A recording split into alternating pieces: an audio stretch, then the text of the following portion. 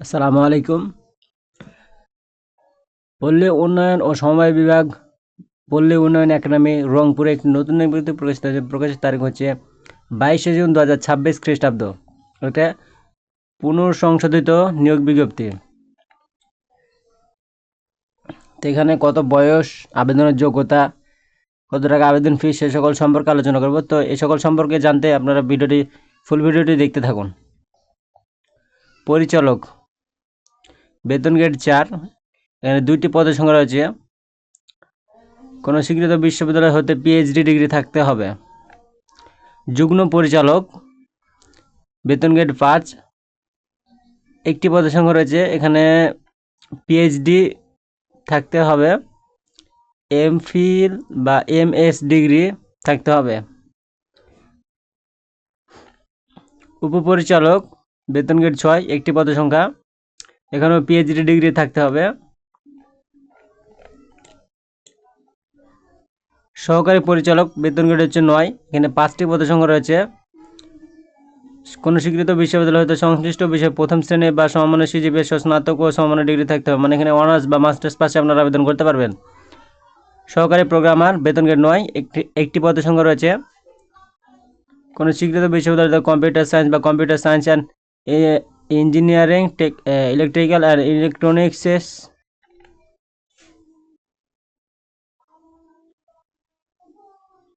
সহকারী maintenance engineer, বেতন grade 9। একটি পদের সংখ্যা। মেডিকেল অফিসার, বেতন গ্রেড 9। একটি পদের সংখ্যা। এখানে এমবিবিএস ডিগ্রি থাকতে হবে। সহকারী প্রকৌশলী,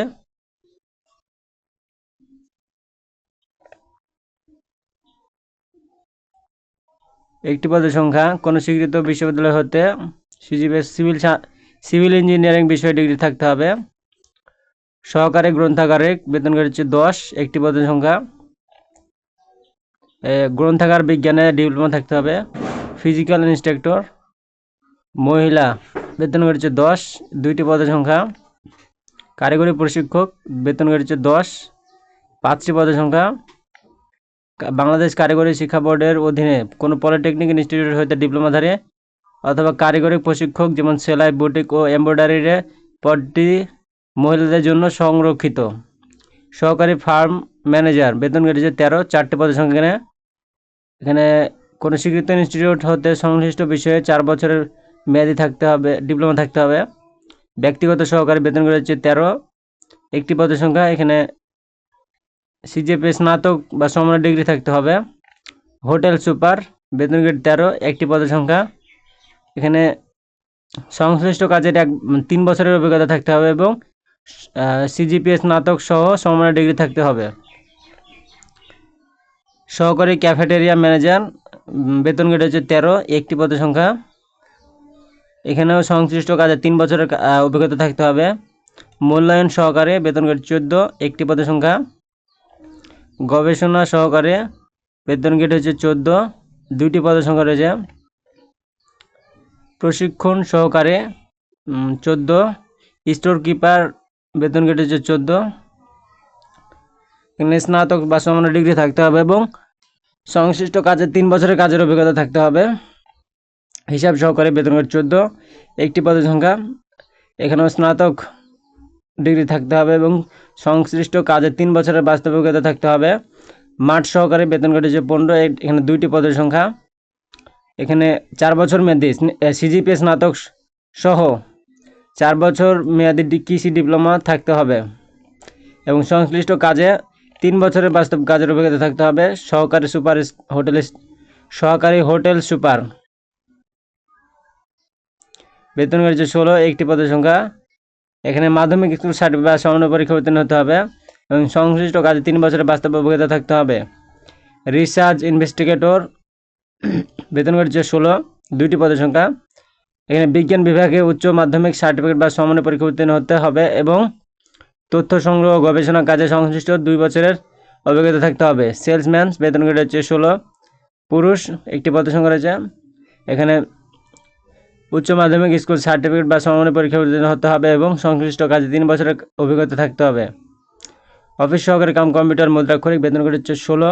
5টি পদের সংখ্যা রয়েছে। এখানে উচ্চ মাধ্যমিক স্কুল সার্টিফিকেট বা সমমানের পরীক্ষায় উত্তীর্ণ হতে হবে। কম্পিউটার ব্যবহারের সংশ্লিষ্ট word processing, data entry, typing এ বাংলা ইংরেজিতে সর্বনিম্ন গতি প্রতি মিনিটে 20 শব্দের গতি থাকতে হবে। অডিও ভিজুয়াল টেকনিশিয়ান বেতন রয়েছে 18, একটি পদের সংখ্যা রয়েছে। এখানে বিজ্ঞান বিভাগে মাধ্যমিক স্কুল সার্টিফিকেট বা সমমানের পরীক্ষায় উত্তীর্ণ সহ কোনো স্বীকৃত ইনস্টিটিউট বা প্রতিষ্ঠান হইতে মেকানিক্যাল বিষয়ে ট্রেড কোর্সে উত্তীর্ণ হতে হবে এবং সংশ্লিষ্ট কাজের ক্ষেত্রে 2 বছরের অভিজ্ঞতা থাকতে হবে।